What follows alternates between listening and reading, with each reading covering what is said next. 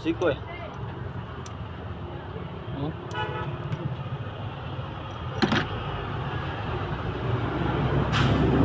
Ito. Ito? Oh. I-down mo na siya. Oh, madawan mo siguro na. Atras. Dili mo atras. Tanaw sa ka daw. Oh, bro. Tanaw ay ra.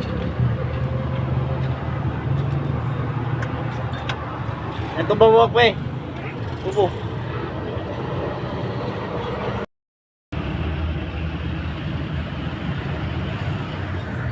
Lids pa naman yung flywheel niya.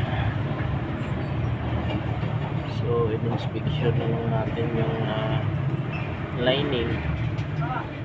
Sa may papalitan pa. Pero mas maganda papalitan na lang kasi natanggal na yung transmission.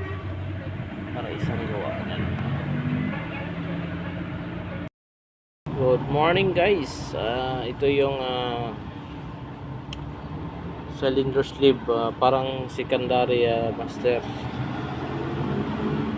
Nasa loob na ng transmission. Kapag ito'y nag-leak, kailangan talagang tanggalin yung transmission bago mo ito mapapalitan. So pinagsama na yung master at saka yung release bearing nito.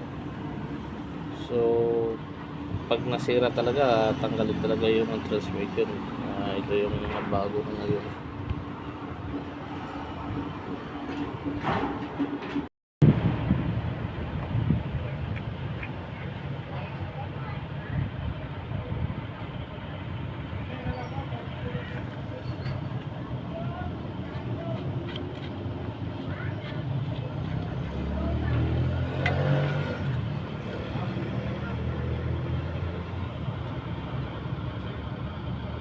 Itong MG, ito yung MG na nasira yung cylinder sleeve master, yung secondary master niya nandun sa loob ng transmission.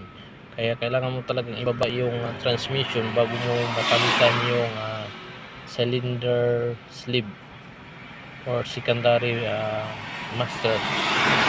Ayun guys, strip natin to kung tatakbo ba to.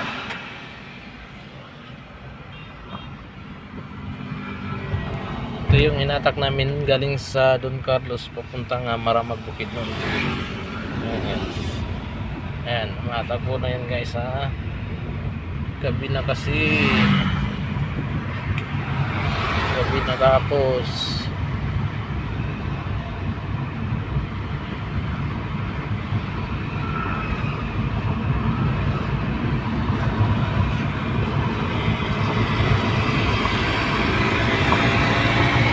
Guys, follow and share more videos about your car maintenance.